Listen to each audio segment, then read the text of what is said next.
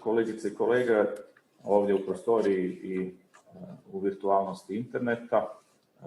Malo kasnimo, ali evo uskoro ćemo početi, odnosno nastaviti s našim radom prema rasporedu.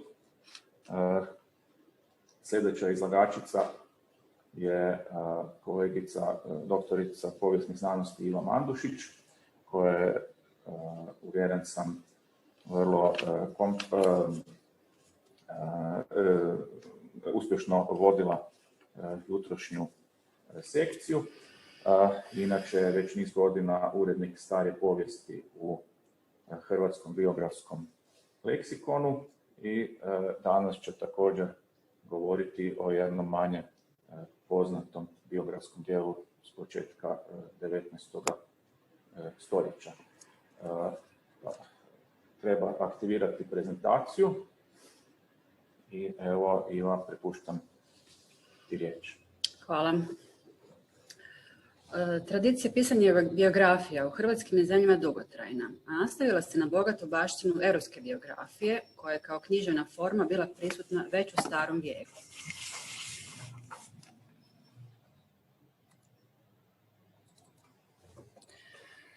Životopisi su trebali poslužiti vjerskim, filozofskim, političkim i sličnim ciljevima, a slavljenjem života pojedinca kroz njegove vrline prikazivao se njegov život kao predstavnika određene grupe, naroda, klase ili profesije. Hrvatska biografija svoje početke ima u srednjovjekovnim legendama o svecima i kraljevima, u kojima su se ispreplitale legende i stvarnost, a nastavlja se u humanizmu, prije svega u Dalmaciji i Dubrovniku, kao kolikama književnosti, dok su takve pisane forme u kontinentalnom dijelu Hrvatske zaživjele kasnije zbog povijesnih okolnosti. Od razdoblja humanizma u biografijama se ističe ono što pojedinca čini jedinstvenim, uz mnogo panegiričkih elemenata. Uz Ivana Lučića, autora životopisa mnogih dalmatinskih Hrvata i najistaknutijeg predstavnika ove pisane forme u 17. stoljeću, biografija se njegovala i u dubrovačkoj književnosti sa Stjepanom Gradićem, Ignjatom Đurđevićem i Serafinom Crljevićem kao najistaknutijim autorima. Sjeverni dio Hrvatske u ovom je razdoblju zastupljen kroz radove povjesničara Pavla Ritera Vitezovića, koji je ostavio nekoliko biografskih spisa, uglavnom u rukopisu. Prvi sustavni rad na biografijama znamenitih ljudi pojavljuje se u prvim desetljećima 18. stoljeća.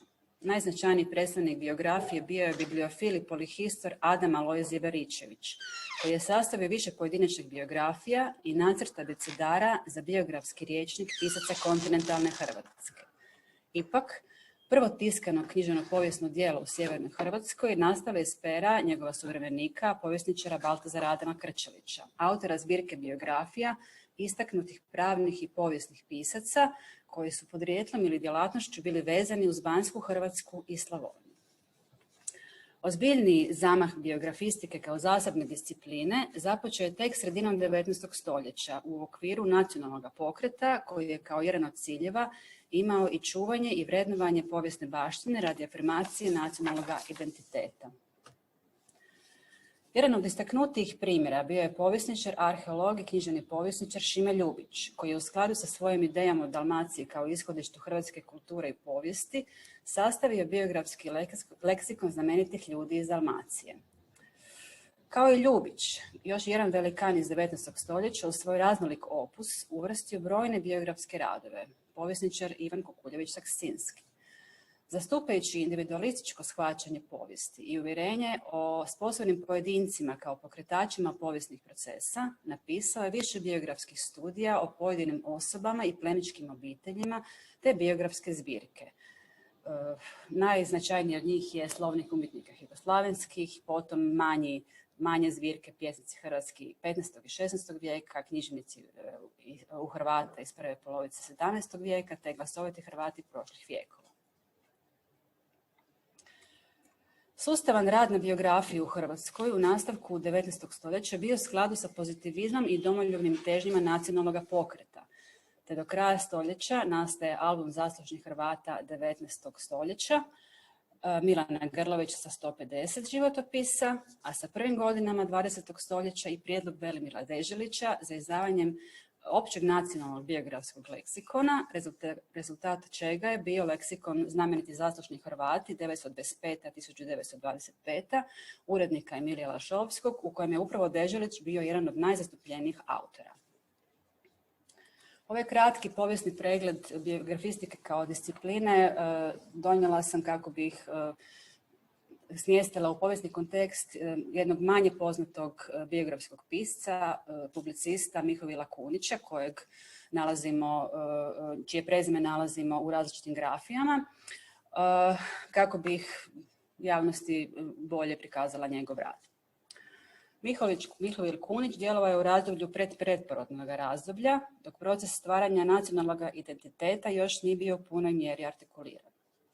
Provivši čitav radni vijek kao učitelj njemačkog jezika i suplent za poljodjelstvo, potom kao ravnatelj i nadzornik u više školskih ustanova diljem Habsburške monarhije, nakon umirovljenja živio je u Varaždinu, Zagrebu i Karlovcu, gdje je i umro. Za života je sastavio brojne udžbenike, priručnike, rječnike i pravopisa njemačkog jezika, te nama osobito zanimljiv biografski leksikon istaknutih ljudi Habsburške monarhije u 6 svezaka. Nakon dolaska u Hrvatsku nastavio je svoju publicističku djelatnost. Mnogo je putovao i potom objavljivao zapažanja. Autor je topografskog opisa Ugarske te povijesno-topografskih opisa mineralnih vrela u Topuskom, Varaždinskim Toplicama i Jamnici. Osobito mu je vrijedna suradnja u časopisu Allgemeine Deutsche Gartenzeitung, u kojem je uz priloge o vrtlarstvu redovito izvješćivao o vrtovima i perivojima u sjeverozapadnoj Hrvatskoj. Tekstovi u uređenju i stanju onih zagrebačkih, primjerice vrt Maksimilijana Vrhovca, Lagovićev Ljetnikovac, Ribnjak, Strossmayerovo šetalište i ostali građanski vrtovi, te oni o izgradnji Gornjega grada, vrijedan su izvor za proučavanje zagrebačke prošlosti na prijelazu 18. u 19. stoljeća. U formi putopisa opisao je vrtove u Samoboru, Brezovici, Paukovcu, Bisagu, Bosiljevu, Križevcima, Varaždinu, Vinici, Virovitici i drugdje, dokumentirajući i one danas nepostojeće, bitno pridonijevši poznavanju povijesti vrtne umjetnosti i kulturnih prilika u onodobnoj Hrvatskoj. Povjesničar i muzalac Đuro Sabo za njega je zabilježio, citiram, da je uvijek u nekakvoj ekstazi, marljiv kao crv, završen citat, aludirajući ne samo na topografske i hortikulturne prilike u hrvatskim krajevima, koje je Kunić objavio u razdoblju od 1824. do kraja svog života 1835. a koji se danas citiraju, nego i na brojne pojedinačne biografije istaknutih osoba hrvatskog političkog i kulturnog života i posvećene im prigodnice. Kako je odnos historije i biografije danas aktualno pitanje, kao i ono mijenjali promijenjeni povijesni kontekst, vrijednosne kriterije, zanimalo nas je kako je to moglo izgledati na prijelazu 18. u 19. stoljeće. Analizom Kunićeva šestosvešćenog leksikona istaknutih ljudi Habsburške monarhije pokušali smo steći uvid u kriterije odabira uvrštenika u toj zaokruženoj ediciji i usporediti ih s kriterijima odabira istaknutih osoba u Hrvatskoj kojima je Kunić posvetio pojedinačne priloge i pokušati raščlaniti njegov interpretativni pristup životima tih ljudi. Kako sam autor navodi u uvodu leksikona, odlučio je napisati biografije preminulih istaknutih ljudi iz svih profesionalnih strukovnih staleža koji su svojim dijelima stekli zasluge za domovinu i građansko društvo, kako bi ih sačuvao od zaborava i prenio novim generacijama.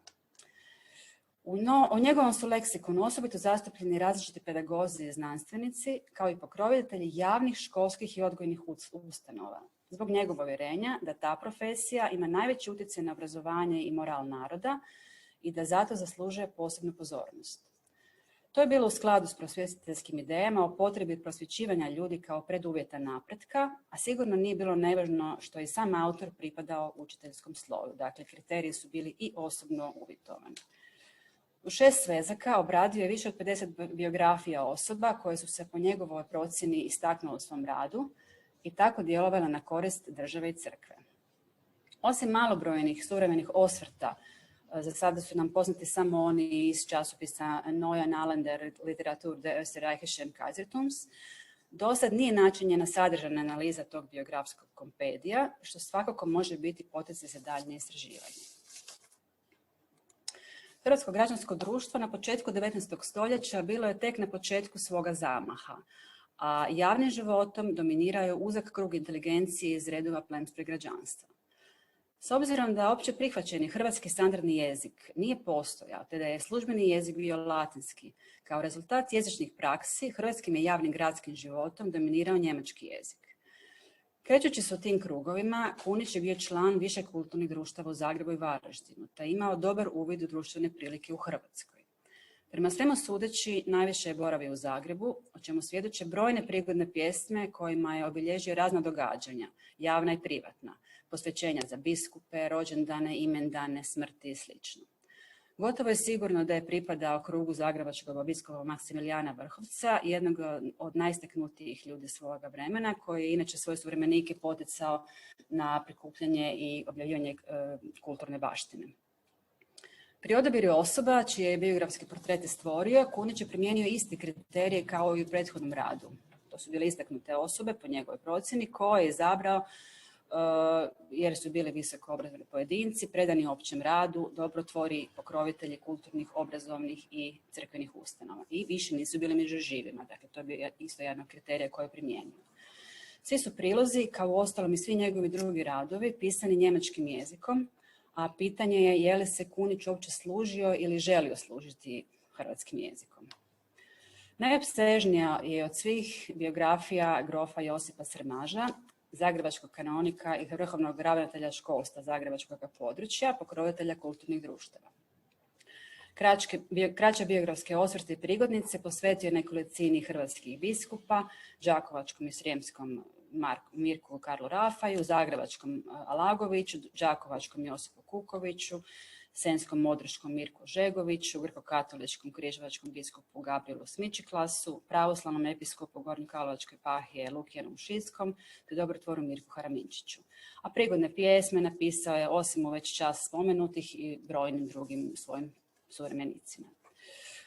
U osvrtima s početka 20. stoljeća za Kunićev je stil zabilježeno da je, citiram, za razliku od balneoloških spisa koji su pisani jasnim, razgovjetnim stilom, u biografijama on često prelazi u bombastičnu kičenost, pa sva spomenuta djela odaju žurnalistički karakter. No, unatoč tome, često su dragocjen prinos za poznavanje kulturnih prilika onoga vremena. Završen citat. To je osvrt Vladoja Dukata.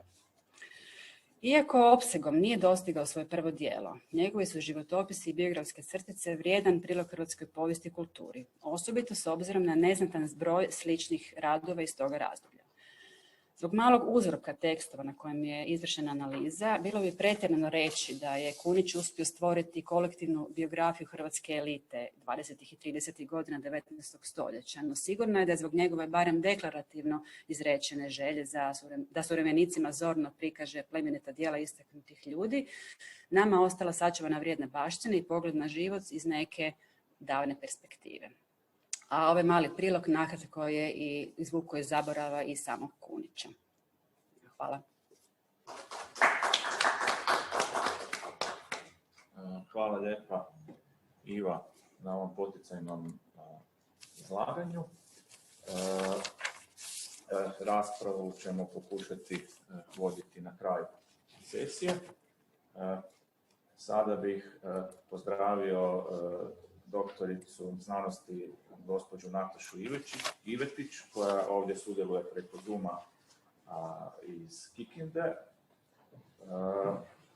koja će nam održati izlaganje s obzirom da se dubinski bavila kulturnim djelatnikom Stevom Čuturilom. Ima mnogo toga za reći o tomu na koji je način Čuturilo obrađen u više enciklopedija, gdje nerijetko vidimo da i brzina i sveobuhvatnost imaju svoju cijenu. Ne znam, čujemo li se? Samo trenutak, mi vas ne čujemo. Sada? Sada vas čujemo. Dobro, dobar dan. Izvolite. Hvala. Evo, 15 minuta vas molim da traje. Da, u redu. Hvala. Hvala. Pozdravljam sve u dvorani i one koji slušaju na daljinu. Govorit ću dakle o enciklopedijskim odrednicama vezanim za Stevu Čuturila, koji je rođen u Dabru 1846. i preminuo u Novom Sadu 1939. On je bio istaknuti kulturni pregalac kroz čije se obimno i raznovrsno delo u više oblasti kulturne istorije i bibliologije mogu pratiti nastanak i razvoj knjige, geneza nastanka udžbenika, razvoj pismenosti, školstva, izdavaštva, publicistike, prevodilaštva, besedništva, zatim vladajući naučni stavovi vremena vezani za oblasti vaspitanja, etike i obrazovanja, te nastanak građanskih udruženja kao prvih institucija kulture onoga vremena. Živeo i stvarao u 3 države i u više od 20 gradova. I već ovi ukratko navedeni podaci dovoljni su da zaintrigiraju znatiželjnog istraživača kulturne istorije i bibliologije, da traga za načinima trajne povezanosti čoveka i knjige i načina na koji se knjiga nalazi u funkciji opšteg napretka pojedinca i društva u celini. I da prve podatke naravno potraži u dostupnim enciklopedijama. I tu počinje tema našega rada. Kada smo se prvi put susreli s imenom Steve Čuturila i počeli istraživati o njemu, konsultovali smo naravno enciklopedije, koje bi trebale dati osnovne informacije i uputiti na dalje istraživanja. Ono što je pobudilo pažnju i izazvalo nedoumice jeste činjenica da odrednice u postojećim enciklopedijama objavljivanim u približno isto vreme nisu davale ujednačene podatke, da nijedna enciklopedijska odrednica ne navodi sve delokruge njegovog rada, a videli smo prema uvodu da ih je bilo zaista mnogo, i da ga enciklopedijske odrednice često jednostrano, parcijalno opisuju i da su izostavljeni čitavi delovi njegove bogate biografije. Smatramo to velikim problemom u biografskom istraživanju, budući da enciklopedije pretenduju na pouzdanost, objektivnost i trebali bi biti postojan putokaz za dobijanje osnovnih podataka o nekom stvaraocu. Radi ilustrovanja problema o kojemu govorimo, navešćemo hronološkim redom nekoliko najznačajnijih enciklopedijskih odrednica o Stevi Čuturilu, da bismo na tim odabranim primjerima dokazali početne navode. Usled ograničenosti vremena izlaganja nećemo naravno navesti sve enciklopedijske odrednice koje postoje, koje smo istraživali, jer važnijim smatramo postavljanje problema i davanje reprezentativnih primjera.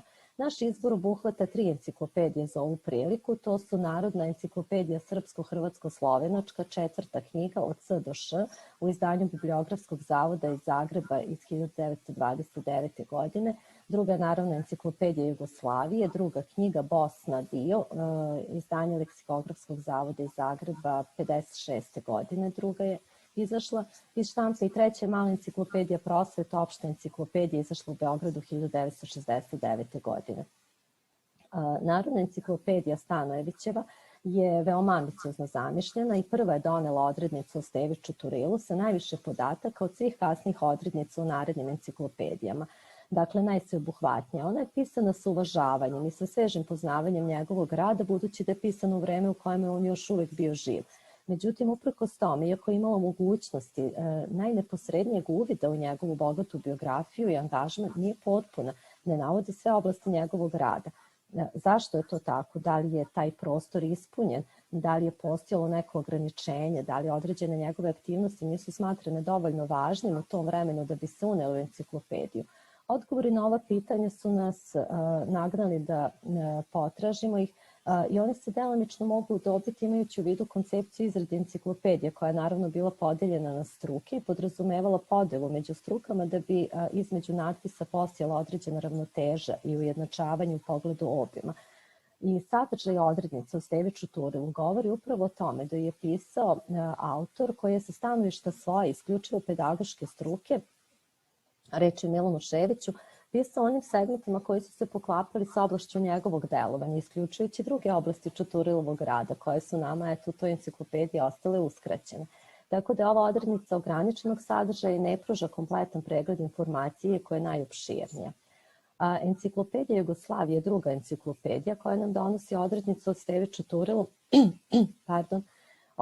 Ona je sama po sebi zavidan poduhvat na kojem je bio angažovan veliki broj stručnjaka različitih profila.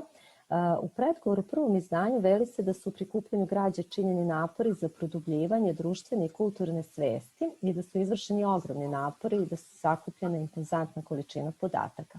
S obzirom na renome enciklopedije i odrednice o Stevi Čuturilu se uklapa u opštu sliku.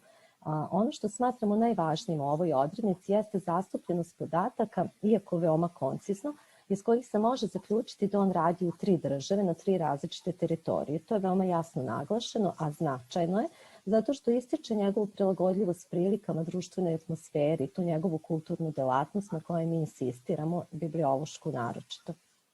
Međutim, u ovoj odrednici nema nijednog podatka koji se ne bi u to vreme uklopio u posleratnu idejnu i misaonu klimu. Primjera radi da je radio u vojnoj školi u Otočcu, da je blisko sarađivao sa kraljem Nikolom na Cetinju, da je odlikovan od strane 3 vladarske kuće, da je učestvovao u osnivanju organizacije rada čitaonica u Otočcu, na Cetinju i Kragujevcu, a to su bile prve institucije građanske kulture onoga vremena. Možemo razumeti da su o Stevi Čuturevu navedeni podaci koji se u to vreme nisu konfrontirali sa tada vladajućom ideologijom i na taj način je opravdan cilj, kako se navodi u predgovoru, da će rasporedom građe na osnovu proverenih podataka se delovati sugestivno pri razmatranju celokupne kulturne i političke problematike. I ovdje je zgodno mesto da se da osvrt na malu enciklopediju prosvetu kao 3. u našem izboru, koja potvrđuje još dublje tu tezu da se veoma vodilo računa o političkoj i građanskoj korektnosti. I iz šturih navedenih podataka u ovoj odrednici, ona je zaista najšturija, može se krivo zaključiti da Čuturilo delovao isključivo u Crnoj Gori, što nije tačno.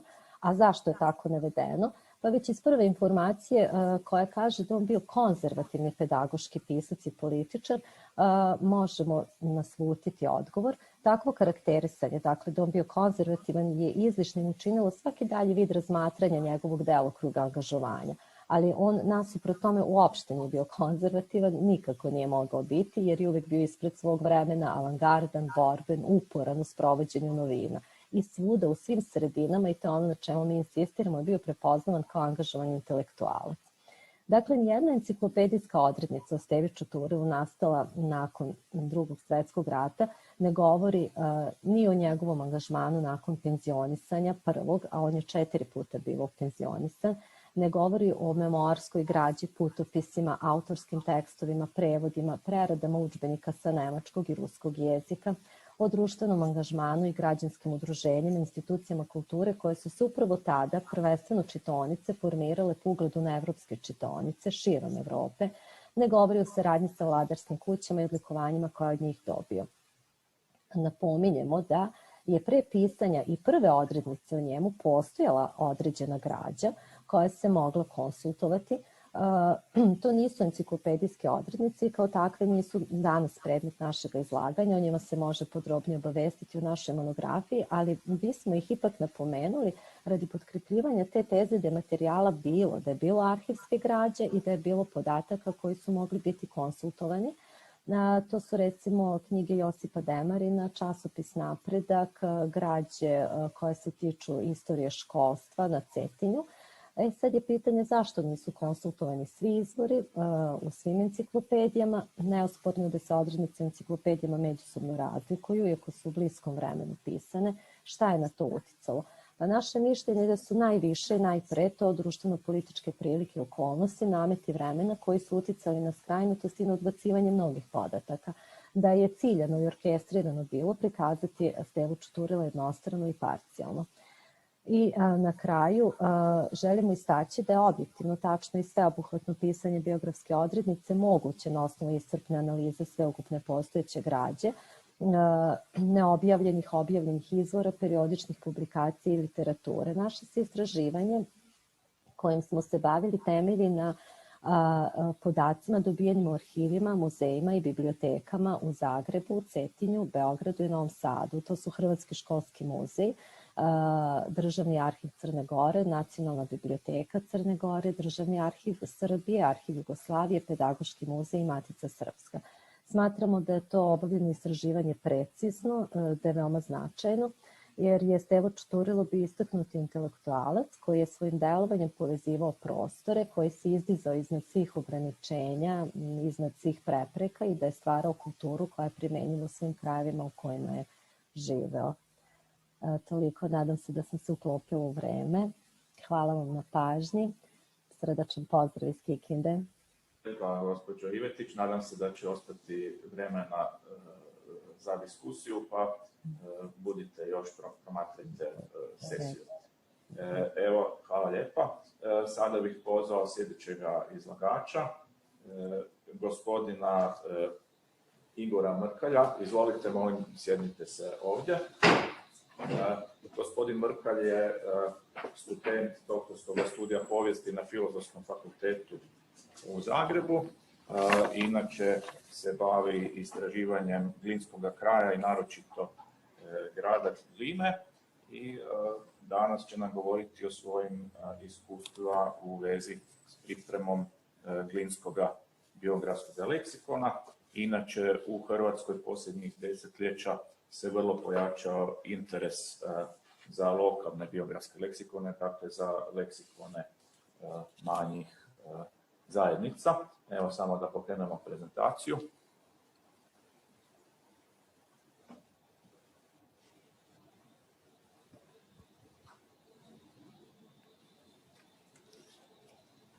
Evo, mislim da se sad sve vidi. Hvala lijepa. Samo me opomenite minutu prije kraja, ili 2 minute prije kraja, da sam, s obzirom da sam napravio jedan kompromis u smislu izlaganja sa više slikovnih priloga.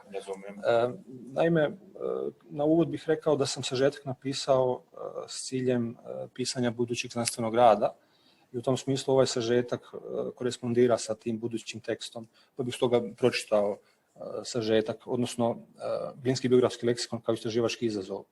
Moj rad odgovara na 2 pitanja. Kako se razvijala urbana struktura Gline od nastanka Glinske vojne utvrde 1735. godine, pa sve do današnjih dana, te tko je činio društvene slojeve koji su utjecali na javni život Gline i obilježili njezin identitet.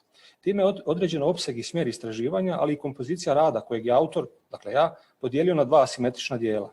U prvom, nastavljenom grad, autor analizira prostorni razvitak gradskog naselja Glina i elemente urbane strukture kroz različita povijesna razdoblja. Drugi, opširni dio rada pod naslovom Građani, posvećen je konkretnim ličnostima koje su svojim djelovanjem pridonosili društvenom, političkom, vojnom, gospodarskom, kulturnom i drugim oblicima života Gline, a potom i šire zajednice. Autor ističe da svoja istraživanja temelje na izboru relevantnih povijesnih izvora te vlastitom, dosad neobjavljenom abecedariju Glinskog biografskog leksikona, sastavljenom od više stotina spomena vrijednih osoba različitih nacionalnosti, vjerskih, ideoloških i političkih orijentacija, bez obzira na njihov manje ili više izražen kreativni ili rušilački učinak, viđen kroz prizmu povijesne misli i aktualne političke prakse. Kako je moje izlaganje otvoreno za nadopune, ispravke, nove prijedloge, zaključujem da je uvrštenjem pojedinih imena da sam dao svoj prilog istraživanju i vrednovanju Glinskog okvira te kompletiranju povijesne cjeline, a sve u cilju nastanka budućeg biografskog kompendija, čiji se bogatstvo i raznovrsnost već sada nazire. Stoga bih u jednom izlaganju nastojao ta 3 stoljeća Glinske povijesti prikazati prije svega kroz kartografske izvore, kao što je ovaj, gdje vidimo Glinsku vojnu utvrdu koja se izgradila 1735. godine. Ovo je karta već iz 1821. dakle gotovo 100 godina kasnije, kada se već formira, dakle, između te vojne utvrde jedno civilno naselje izvan vojne utvrde. Upravo na tom području između vojne utvrde i civilnog naselja kasnije se formira gradski park. U međuvremenu ova 1856. godina nam sugerira daljnji razvoj urbanog središta Gline. Daljnja karta nam također pokazuje objekte urbane strukture ili elemente središta tadašnje Gline kao središta prve banske pukovnije sa sjedištem u Glini, gdje vidimo oko gradskog parka glavne ustanove. Dakle, to su zgrada komande, stan pukovnika, potpukovnika, stan majora, stan drugog majora, stan kapetana. Dakle, jedan hijerarhijski sklop oko parka koji dakle, zauzima središnje i centralno mjesto u Glini. Daljnji razvoj, nekih 15 godina kasnije, vidimo na katastarskoj mapi iz 1863. godine kako je tadašnja Glina izgledala. Ovdje bih još samo dodao, što se tiče urbane strukture, da tipologija sačuvanih kuća, a možemo vidjeti sve što je označeno žutom bojom, to su drvene kuće, dok je ovo što je označeno crvenom bojom, to su zidane kuće ili ustanove. Tipologija sačuvanih kuća, došao sam do zaključka da upućuje na to da su uglavnom one bile drvene krajiške kuće, prizemnice ili čardaci na kat s visokim krovištem. Imali su gospodarsko dvorište i gospodarske zgrade. Iako je danas teško utvrditi sadržaje kuća, međutim nedvojbeno je da su veći dio stanovništva uz vojnike i oficire činili obrtnici i trgovci, što dokazuje da Glina imala gradski karakter. Ovo je dakle panorama Gline početkom 20. stoljeća nakon razvojačenja Vojne krajine. Vidimo dva glavna urbana simbola Gline, sa lijeve strane župnu katoličku crkvu Svetog Ivana Nepomuka i s desne strane pravoslavnu parohijsku crkvu Presvete Bogorodice. Daljnji razvoj Gline možemo da pratimo kroz izgled tadašnjeg gradskog parka, gdje upravo one zgrade o kojima sam govorio, dakle stan pukovnika, potpukovnika, majora i tako dalje, koje su poredane oko hijerarhijski oko parka. Ove razglednice su jedan vrijedan izvor povijesni za rekonstrukciju tadašnje urbane jezgre grada Gline. Ovdje vidimo s lijeve strane župnu crkvu, s desne strane parohijsku crkvu, a između taj gradski park. Opet uz taj park vidimo iz druge perspektive, recimo tadašnju zgradu šumarije ili zgradu više pučke škole. Ovdje vidimo opet glavnu gradsku ulicu koja se u međuvremenu razvila početkom 20. stoljeća. Vidimo sa lijeve strane Hrvatski dom kojeg je podigla Hrvatska seljačka zadruga i vidimo pravoslavnu crkvu parohijsku u glavnoj gradskoj ulici. To je negdje 913. godina. Iste godine u glavnoj ulici nasuprot pravoslavne crkve i nasuprot Hrvatskog doma otvorena je hotel Kasina ili svratište i vidimo ovdje iz zagrebačkog obzora jedan oglas o otvaranju ove važne gradske, da kažem, adrese. Unutrašnji izgled je također dočaran ovim fotografijama i razglednicama tog vremena. Vidimo dakle da su to saloni sa biljarom, sa gradskim sadržajima, sa kinom i tako dalje. U kasnijem novijem periodu upravo to kino je zadržalo svoju adresu i ovo je recimo izgled 60. godina, dok je ta zgrada također krajem 60. ovako izgledala. Ovo je opet iz međuratnog razdoblja, između dva svjetska rata, vidimo glavni gradski trg na sjecištu glavnih gradskih ulica. Vidimo neke urbane simbole kao što su recimo spomenici koji tamo stoje. Također još nekoliko razglednica Gline tog vremena koje nam sugeriraju izgled. Recimo sa lijeve strane imamo tjedni sajam. Ovdje bih vam samo skrenuo pažnju, onaj avion je dakle zaljepljen, on zaista nije uhvaćen u letu, to je u to vrijeme bila da kažem tako moda. Iako je sa lijeve strane sajam, s desne strane vidimo recimo taj isti trg bez ljudi, ali vidimo recimo dve novčane financijske ustanove od tog vremena, recimo jednu trgovinu sa lijeve strane i jednu štedionicu sa desne. Isto tako vidimo ove gradske ulice koje se nastavljaju na ovaj glavni gradski trg. Zatim vidimo jednu od najstarijih gradskih ulica, to je Hrvatska ulica u Glini, ili nekadašnja Kroatiše Gasen, i vidimo župnu crkvu na kraju ulice. Na drugom kraju grada vidimo vojno-krajišku bolnicu iz 19. stoljeća i novu banovinsku bolnicu iz doba Banovine Hrvatske koja je podignuta, počela izgradnja 1930. a dovršena 1940. godine, koju je radio jedan poznati arhitekt. Vidimo zatim poznati dom maloljetnika ili popravilište u Glini o kojem je pisao i Miroslav Krleža u romanu Zastave. 62. u časopisu Forum, poglavlje Joja u Glinu, a Kamilo u Hungarikum, gdje je prikazao zanimljivosti vezano za Glinu. S tim da je Krleža u Glini još na nekoliko mjesta spominje u Glini, ali o tome nešto više kasnije. Ovdje vidimo željezničku stanicu i kolodvor 903. godine koja povezuje Sisak i Karlovac. Vidimo kako je to danas, odnosno kako je to nekad izgledalo. Nažalost, danas to izgleda potpuno drugačije. Rastu stabla iz ovih perona, iako recimo prije 100-tinjak i 120 godina to izgledalo potpuno drugačije. Vidimo dakle na ovim prikazima, na ovoj donjoj fotografiji, baš prilikom dolaska vlaka, jednu građansku i gradsku strukturu stanovništva. Ovdje vidimo gradsku gimnaziju u Glini, početkom 20. stoljeća, kao i profesorski zbor gdje su ravnatelji ili direktor škole, gdje su učitelji i vjeroučitelji katoličke i pravoslavne vjeroispovijesti. Vidimo brojne nastavnike. Jedna od rijetkih fotografija koja prikazuje upravo profesore tog vremena, to je krajem 30-ih. Recimo vidimo ovdje još nekoliko društava koja su postojala u Glini. Gore lijevo vidimo dobrovoljno vatrogasno društvo u Glini, koje je osnovano nakon velikog požara koje je Glinu krajem 19. stoljeća pretvorilo u prah i pepeo, ali se zahvaljujući vatrogascima, taj požar je potaknuo izgradnju, odnosno osnivanje vatrogasnog društva. Desno vidimo šumari i lugari koji su u šumariji činili jedan zahvalan posao. Dolje lijevo vidimo udruženje trgovaca i obrtnika koji su održavali svoje godišnje skupštine, kao što vidimo sa desne strane Upravni nadzorni odbor Jadranske straže u Glini, što je bila patriotska i pomorska organizacija u međuratnoj Jugoslaviji. Vidimo također sastav tog upravnog odbora. Ovdje vidimo dva fiskulturna društva, dakle lijevo hrvatski Sokol, desno srpski Sokol, zatim Jugo Sokol 30. godina nakon uvođenja šestojanuarske diktature, prilikom izgradnje ili početka izgradnje Sokolskog doma koji je izgrađen 38. godine, vidimo na ovoj fotografiji dolje desno. U svakom slučaju, rezimiramo li gradske sadržaje koje je Glina imala početkom ili krajem 19. i početkom 20. stoljeća ili do 41. godine, vidjet ćemo da su to uglavnom oni sadržaji koje gradić toga tipa i treba imati. To je nekoliko svratišta, sud i kotarska uprava, porezni ured, župni parohijalni uredi, šumarija, pošta, škola, bolnica, ljekarna, narodna čitaonica, niz dobrovoljnih kulturnih, prosvjetnih i fiskulturnih društava koja su razvijala društveni i kulturni život Gline.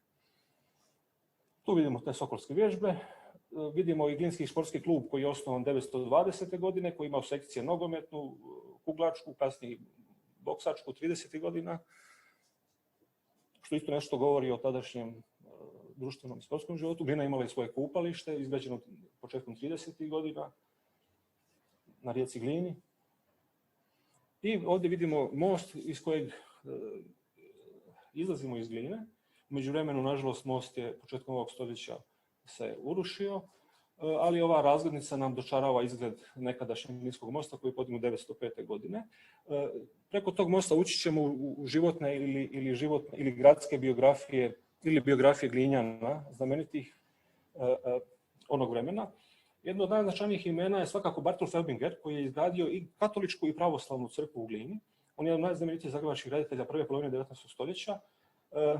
Nažalost, gotovo nepoznat u današnjoj Glini.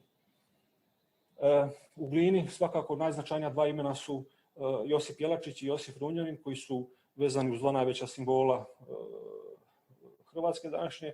Dakle, Jelačić ne treba posebno predstavljati, ali on je bio u Glini potpukovnik i pukovnik, zapovjednik prve banske pukovnije u ovom razdoblju od 1941. do 1948. godine, kada je postao banom u Zagrebu. A u isto vrijeme, kada Jelačić dolazi u Glinu, godinu ranije, Runjanin dolazi kao mladi kadet i 846. njegovo ime je vezano za prvo izvođenje hrvatske himne, koja će kasnije postati nacionalna, a onda i državna himna. Tu vidimo portret Runjanina, desno.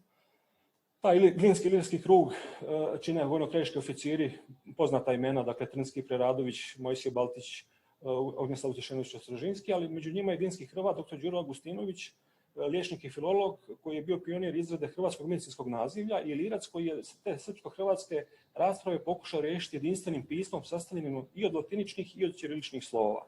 Sljedbenike nije imao. Zatim poznata glinska trgovačka obitelj, porodica Gavrila i njegovog sina Petra Peleša. Ovdje recimo vidimo osmrtnicu kao važan povijesni izvor iz Zagrebačkih narodnih novina iz 1861. pomoću koje možemo rekonstruirati dobar dio njegove biografije. U kući Gavrila, odnosno Petra Peleša, Runjanin je prvi put izveo pjesmu Antuna Mihanovića Hrvatska domovina, koja je kasnije postala Lijepa naša. Njihova kuća je izgledala gore desno, možemo vidjeti, a dolje u sredini vidimo porodicu Petra Peleša i ovdje vidimo njegov dopis iz 1910. upućen Zagrebačkom obzoru, tko je prvi pevao hrvatsku himnu. Njegov memorski zapis koji je dragocjeni izvor za utvrđivanje povijesne istine o nastanku hrvatskih himna. Ovdje vidimo desno na Glinskom pravoslavnom groblju njihovu porodičnu grobnicu, porodice Peleš. Osim Peleša, krajem 19. stoljeća u Glini također žive Ante i Milka Kovačić. Poznato je da je Ante Kovačić bio književnik hrvatski poznati i pravnik koji je advokatsku kancelariju otvorio u Glini. Čini mi se da je on prvi advokat u Glini tog vremena.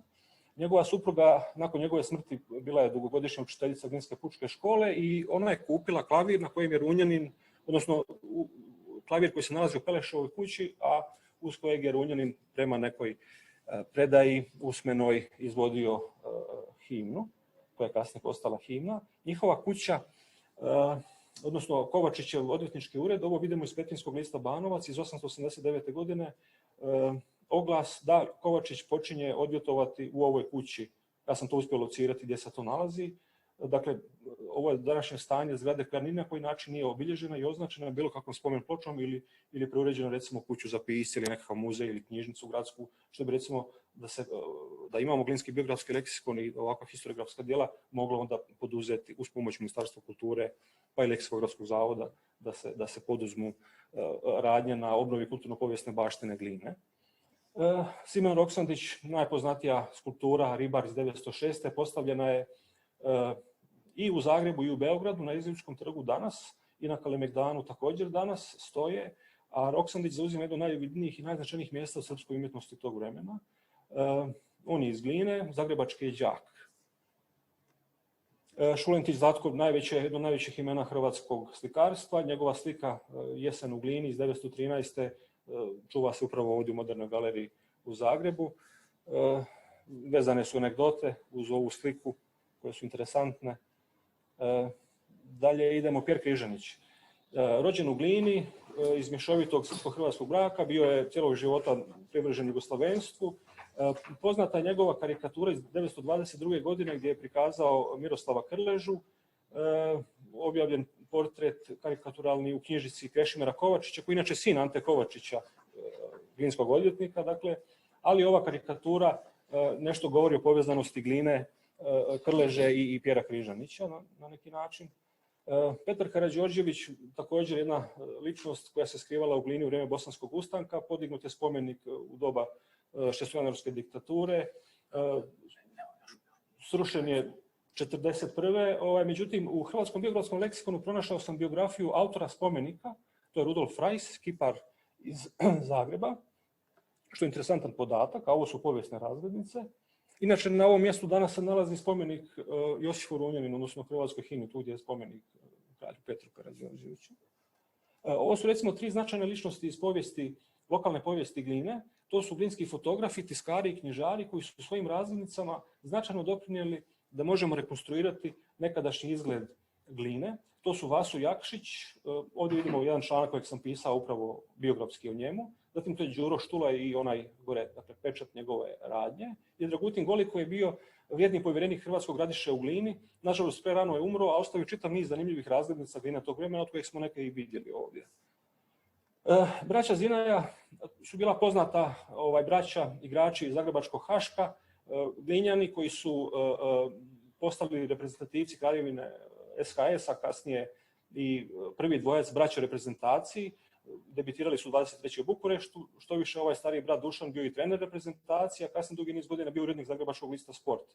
Ovo je članak koji prikazuje, kojeg sam pisao o njima i zapravo moj prvi tekst kojeg sam i objavio, ali važna je činjenica da je riječ o ljudima koji su osnovali Glinski športski klub, vidjeli smo onu značku, a koji su vezani uz najveća dostignuća i razvoj nogometa u Hrvatskoj, pa i bivšoj Jugoslaviji. Da. Dakle, tu ima još čitav niz ličnosti koje su interesantne, koje mogu da se ovako letimično pokažu. Naravno, ja sam pretjerao sa brojem njih koje su interesantne, ali vjerovao sam da mogu to sve stići, ali hvala mnogo na razumijevanju. Zahvaljujem gospodinu Mrcelju, molim vas, ostanite ovdje. Ako bude poslije diskusije da ne morate, sada ćemo imati Zoom. Čujemo se, jel sve? Now, I would like to especially greet Mr. Mikel Urquijo. Is that correct pronunciation, please? Yes. Okay. Who is a professor of history at the Basque Country University. And he will present, I think, the presentation about the future of national biographical dictionaries, which was prepared together with Joseba Aguirre Escanaga. Please correct me now if... It's a little bit more difficult. Aguirre Azcuénaga. Yes. Okay, thank you very much. I think now you can start, please. Thank you very much. The purpose of this paper is to participate in the current debate on the future of national biographical dictionaries. To that end, we make a first approach to the origin, meaning, and form of elaboration of these works in the 19th and 20th centuries. On the basis of this initial reflection, we propose some considerations on their future, focusing on the meaning of these works, the selection of the personages included in them, the changes in the scientific structure of the institution responsible for their elaboration, the public at which they are aimed, and the material format of these dictionaries. Biography has been a subject of interest since classical antiquity. The building of nation-states from the liberal revolution onwards promote the national biographical dictionaries. But our paper will not be focused on the origin and meaning of national biographical dictionaries. We will simply point to 4 aspects of interest for making this reflection on the future of these dictionaries. These dictionaries are a part of the intellectual infrastructure in the process of defining and building nations in the contemporary age. An element that shows us the national meaning of these dictionaries is the selection of the period to be studied and the territory of origin of the personages included in them. In all cases, a connection with antiquity is sought as an element for legitimizing the immortality of the nation in historical time. They provide a perspective on the history of each of the nation that begins in periods prior to their constitution and existence. In the second place, in continental Europe, these dictionaries are elaborated by public cultural institutions and financed with public funds. This assignment responds to a conception of knowledge limited to an enlightened elite and to the interests of the new liberal governments in promoting the elaboration of a national history in which they are portrayed. In the third place, in general, we find work of great erudition that publish extensive biographies of particular personages in order to transform them into models for the new citizenry. In front of the idea of the return to biography, these dictionaries have been published continuously from the 19th century to the present day. In some countries, successive series of the dictionary have been published, widening and adapting it to the present, Sweden, Holland, Austria, and Belgium. And in others, new projects have been started in the last years, like in Spain, Ireland, or Finland. In general, we can say that these projects have maintained continuity since their origins. In the 21st century, a significant change can be observed in the dictionaries. In the first place, the consolidation of the democratic processes and states has contributed to a widening of the liberal concept, with the introduction of new actors and protagonists in the dictionaries, in particular, the visibility of women. On the other hand, political change, in the European case, with the development of the European Union, social change with the spread of literacy through the 20th century, technological change with the development of Internet, and change in the concept of innovation with the development of concept of open innovation, open up new development possibilities for this type of works in the process of their renovation.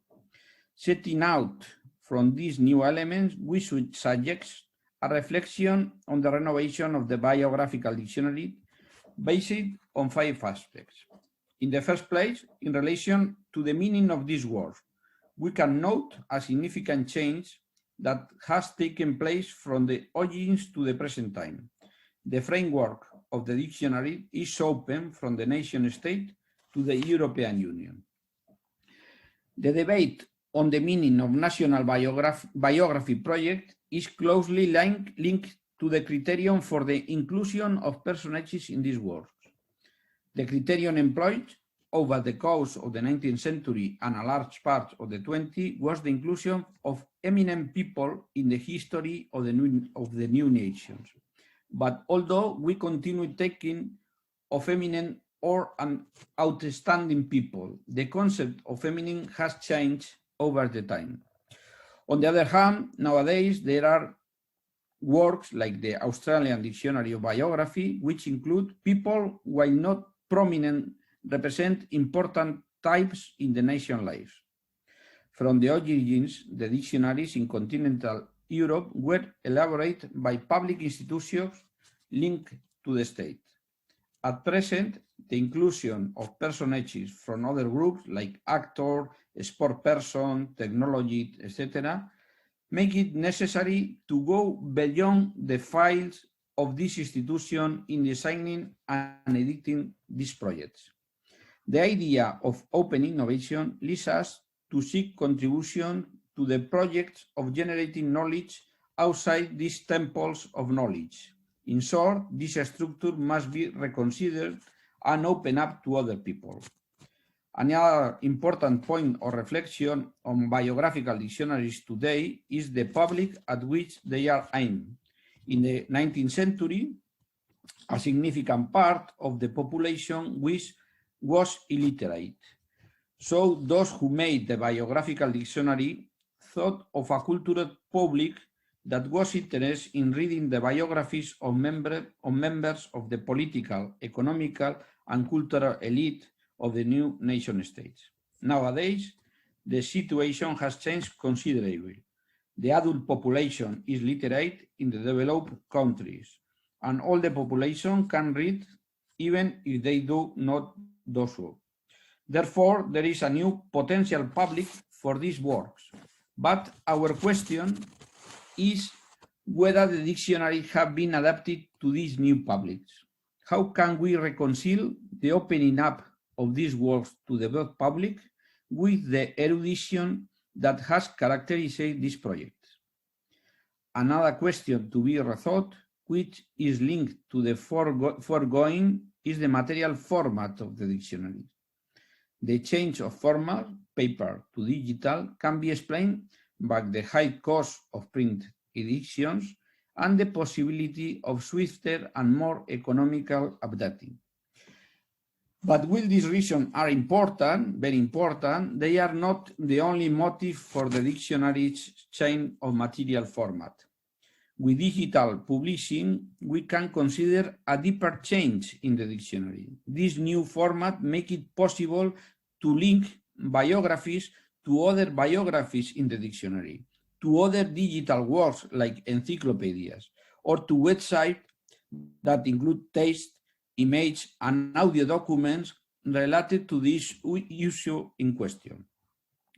Based on this possibility of linking different dictionaries, can we consider building a dictionary that extends beyond the nation?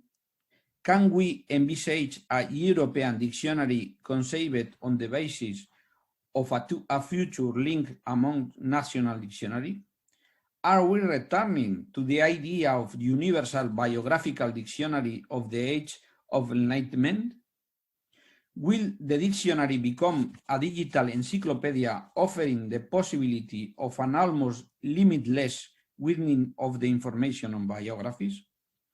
The new digital formats open the possibility of transforming dictionaries in such a way that they can be aimed at different publics, based on different levels. A briefer field can be elaborated for the broad public that contains essential information on the subject of the biography, with the possibility of widening this information through different links. A second, more extensive file will be for specialists. This will be similar to current biographical entry, but also include links to other content related to the subject of the biography and to sources through access to biographical archive within a transnational perspective. And finally, a third file designed as a database with a closed thesaurus, making it possible for researchers to process data on groups of personages. In this way, a dictionary constructed in 3 levels would widen the number of possible readers. In conclusion, the first question we ask is whether it makes sense today to propose a national biographical dictionary when the nation coexists with other supranational political forms or organizations and there is reflection on forms on global government. It's true that these works respond to a certain period of contemporary history and the concerns of nation builders to create a framework of representation and legitimate their existence. But it's also clear that constructing these national biographies by defining the nation in time and space from the present to the past, as has been the case, is something that we must reconsider. This initial reflection on the framework of national biographies conditions the selection of the personages to be included in them. In short, the criterion for inclusion, exclusion in these works. In the first place, it's necessary to revise the dictionaries to try and fill gaps that may be detected. We have already mentioned the limited female presence in the majority of these works, or that of prominent people from peripheral regions. Also that of personages not considered eminent according to the 19th century parameters within which this project would place.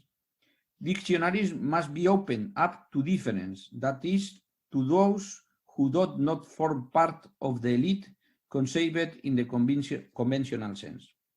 On the other hand, close consideration should be given to the proposal made in Australia, New Zealand, and the United States to include ordinary men and women in renovating the dictionaries, people who represent a large part of the anonymous citizenry of the nation. To advance this renovation, it seems suitable to organize the work in thematic sub-projects that take account of chronology and space. The project must be open to academic contributions from the entire territory that the dictionary is concerned with. On the other hand, dividing the updating process into partial work makes it possible to rethink the biographical field in a more homogeneous way, so that the resulting biographies show greater coherence and can be exploited subsequently. Digital publishing enables the work to undergo a continuous process of revision, correction, and updating at a reduced cost. It widens the possibilities of information beyond the dictionary itself for people who want to acquire deeper knowledge of the personages or of themes linked to them. Will dictionaries end up being transformed into encyclopedias? Another question to consider closely is the length of the biographies, facing the option of choosing between extensive biographies aimed at specialists or briefer ones aimed at the general public. It will be possible to opt for a dictionary with different levels where there is room for both options. In conclusion, biographical dictionaries must be rethought with respect to their object of study, the criteria for including the personages to be studied, the size and model of the biographical file, and the format to be used. In short, we must use the instrument of the 21st century to re-elaborate an object of the study from the 19th century. Thank you very much. Thank you very much, Professor Urquijo. Please stay with us for the short, but I'm sure interesting discussion. Would somebody here would like to pose questions? Okay, now I have questions for all of the participants, but I will start from the last one and then go to the beginning. So, Professor Urquijo, this line of thinking you propose is very much familiar to us, at least in some respects, because both Iva Mandušić and myself work in the Croatian Biographical Dictionary, which is specific for the total number of included people if compared to Croatian population of about 4 million. So this notion of including the so-called lesser dignitaries or rather unknown people was in it from the start. Of course, that this gives a new focus. It is much more harder if you have to deal with 30,000 people than with 1,000, the most.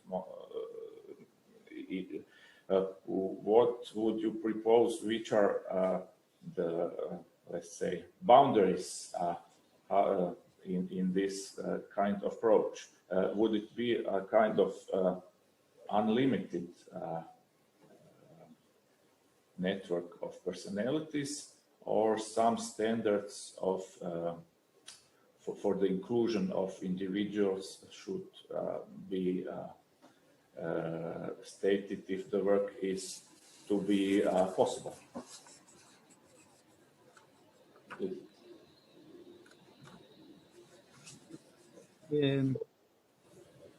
No, in my opinion, this type of project having limits.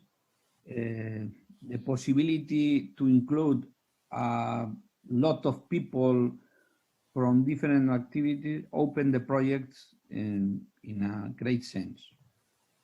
For that is very difficult to concrete. For that, I think it's important to develop this project in a systematic project, because in this sense we can define better which people include. A good example could be the sportsmen. In the original National Biographical Dictionary, we didn't find a football player or a basket player, or I don't know, or in Spanish, in this case, Rafael Nadal. Yes, but today these people are important in our societies, and not only in the country that this person was born. Some of these are global stars. And then we must, or we should, to define a project, a systematic project about sportsmen in this sense. And this is an example. It could be in the world of cinema, or writers, or I don't know, in this to open the dictionary. And the second idea would be to connect the projects, the national projects. One of the great problems is the language. But nowadays in Europe, when we are thinking the people that has important in our current life, in our life,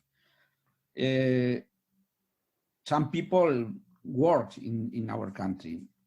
The example could be the governments, but the European Union structure, the Parliament, the Commission, has influence or is important in our current life, because some of the decision about our lives has made in the European institutions. And then it's not necessary to write the biography of the president of the European Parliament in all the national biographical dictionary. Perhaps if we can connect in the future in some way, I don't know how, but I think it's an important point to think, because our life is more connected than before in this, not only in the political, in the economy, in the culture, in I don't know. Thank you very much. Now, I'm pretty much sure that this tendency to widen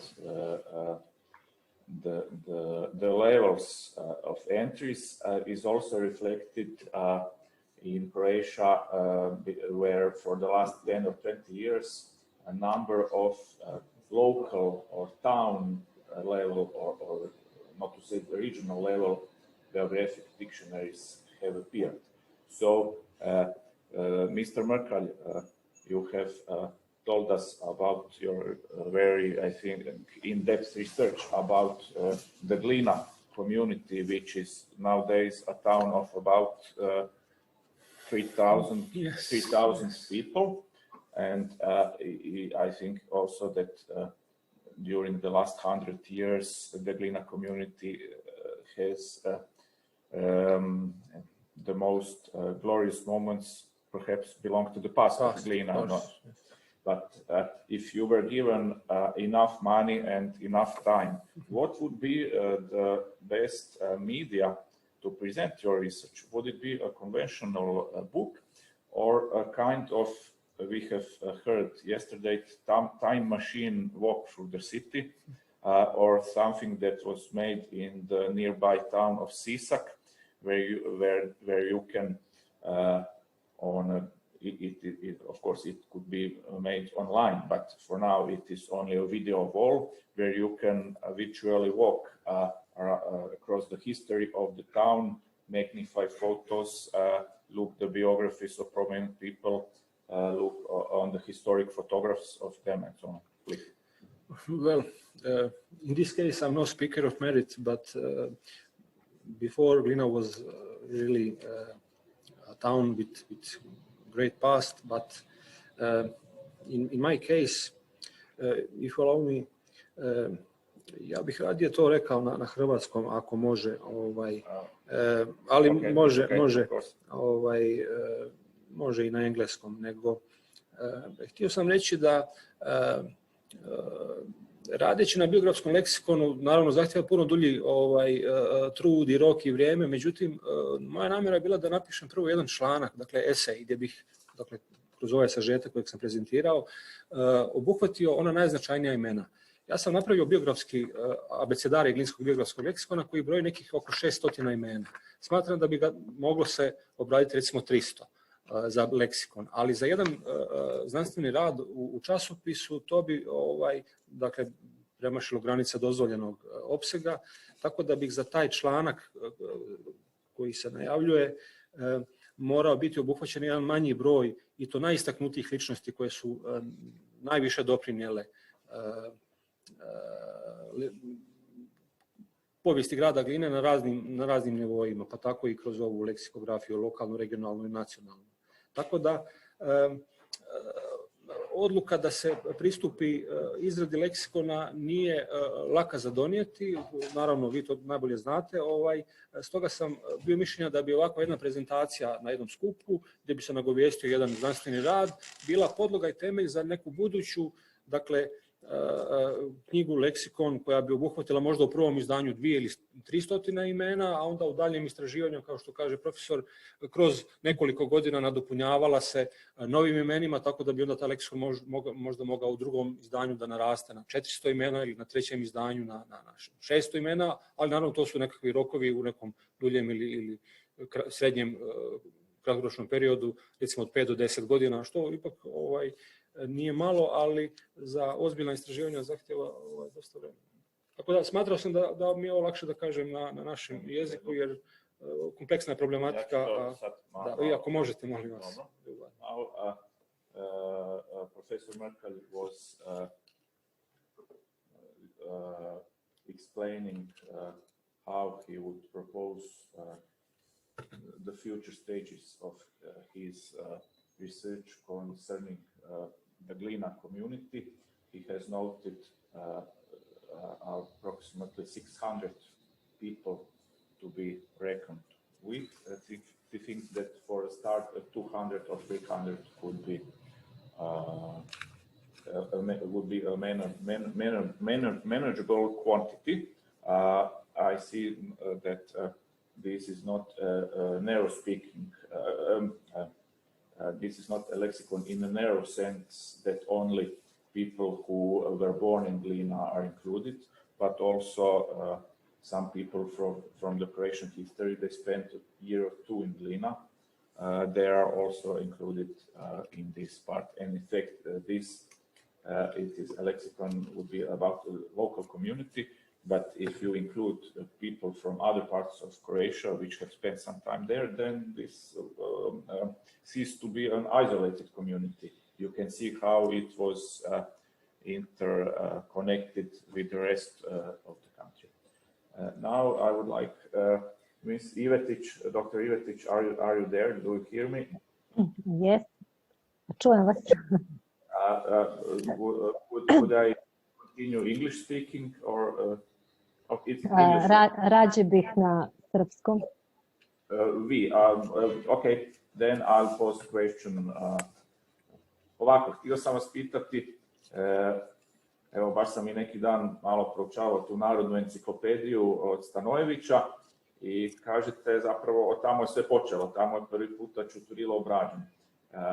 Ja sam gledao za neke druge ljude i vidio sam da su sigurno autori enciklopedije kontaktirali tada žive osobe i od njih dobili neke podatke koji poslije se više nisu mogli nigdje naći nego u toj enciklopediji. Pa sad je li i kod Čuturila tako? Imate li dojam da je on na neki način sudjelovao i sam u pisanju članka u sebi? Hvala na pitanju, vrlo interesantno. Mislim da to nije bio slučaj kod Čuturila. Čujete me, tako? Mislim da kod njega nije bio slučaj na osnovu podataka koje sam kasnije našla u istraživanju. I to me je također iznenadilo, zato što autor odrednice koju je objavljen u toj enciklopediji je Milan Šević, sa kojim se on poznavao, zajedno su učestvovali na raznim kongresima iz oblasti obrazovanja, zajedno su sarađivali na pisanju nekih knjiga i članaka i tim pre je iznenađujuća činjenica što one stvari vezane za njegovu bogatu biografiju tu nisu objavljene. Ali to možda možemo prepisati i trenutku da u tom momentu interesovanje naučne javnosti nije za to bilo dovoljno otvoreno. Tako da zaključujem, mislim da od Čuturila nisu dobili podatke, da ga ipak nisu kontaktirali. Ne znam u to vreme gde se on nalazi, jer je zaista imao buran život. On je, rekoh, u 3 države, odnosno 4, u 20 gradova. Možda baš u tom momentu kada je pisana odrednica nisu uspeli sa njim da uspostave kontakt. Sad su ovo samo nagađanja, ali definitivno nisu od njega dobili sve podatke. Tim pre što postoji u njegovoj zaostavštini privatnoj autobiografski zapisi koji to mogu da potvrde. Dobro, zahvaljujem. Hvala vam. Now, Iva, ako se možete zamijeniti za mjesto. Da.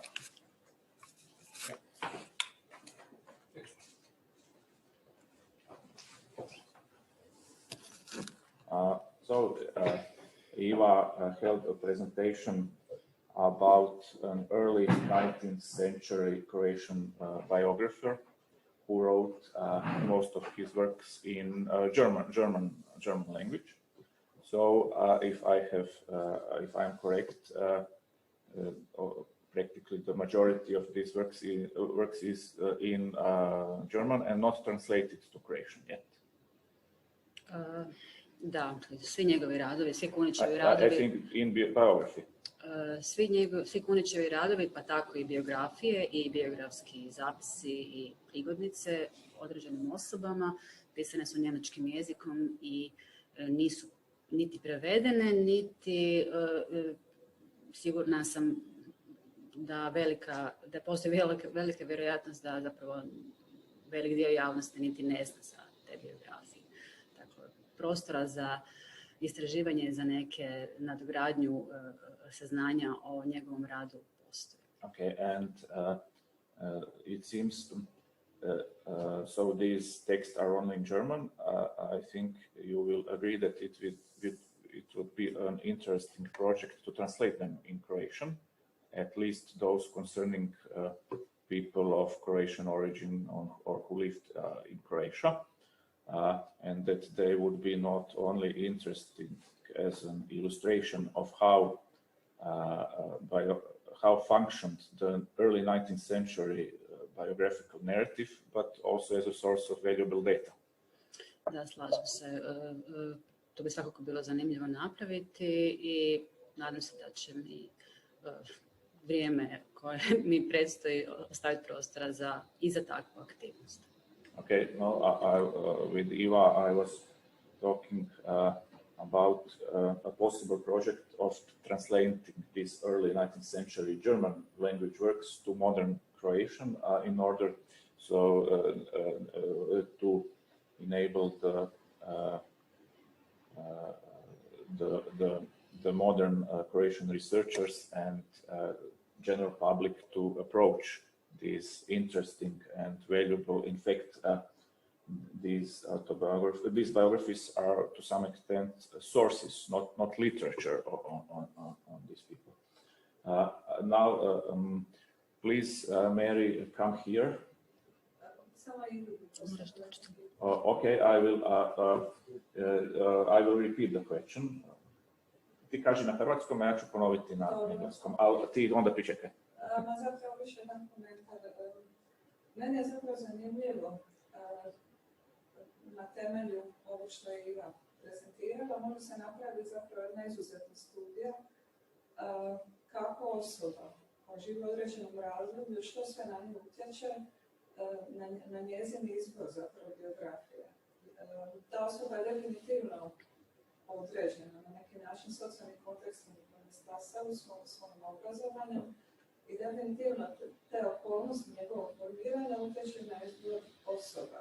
Ja pretpostavljam da je tako. Ali mi je izvrstan primjer kako zapravo jedna biografska ta studija, jedan biografski kako nastaje u određenom povijesnom kontekstu i što ga sve definira. Recimo, meni je to zanimljivo, neki aspekt tog Ivinog izlaganja bio. Pretpostavljam da je to isto neki smjer koji će biti istaknuti u tom radu. Prosti, moram malo ponoviti, jer se nije čuo njezino. Now, there was a comment from the public by the participant Mary Kunčić about the possible analysis of how the social context of Kunić influenced his choice and way of biographical writing. Now, please, Iva, in Croatian.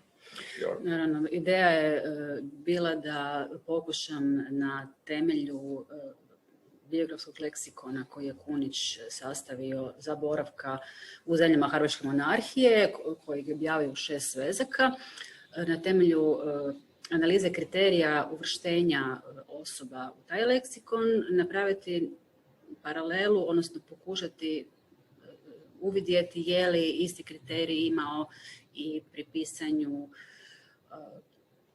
pojedinačnih biografija osoba nakon dolaska u hrvatske zemlje.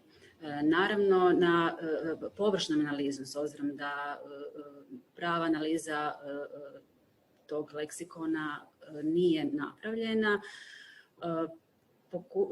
sigurno da je njegov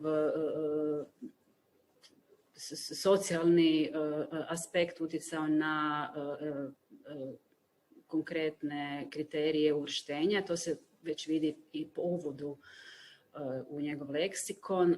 Dakle, za pretpostaviti je da je takve se kriterije primijenio i pri pisanju biografija ljudi iz Hrvatske. Pitanje je li bi te osobe danas bile zanimljive i da li bi neko smatrao da li bi neko smatrao potrebnim da se uvrste u leksikon istaknutih ljudi kako je on nazvao svoj prethodni rad. Dakle, društveni kontekst uvelike, ja mislim, utječe na kriterije pristupa nekoj građi. To put it short, Eva agrees that this social context was relevant, and then perhaps, of course, on the one side, Kunić treated some of the biographies that would not be interested to us nowadays, and vice versa. Surely he overlooked some biographies that we would be very much like to read them about them. now, as we are out of time, I would like to thank all of the participants, and I hope that this COVID-19 and Zoom context will be, without COVID, be possible to continue and in the future, and that we will have other symposiums or roundtables about the future of biography and all the other questions we have touched today. So thank you very much, and goodbye.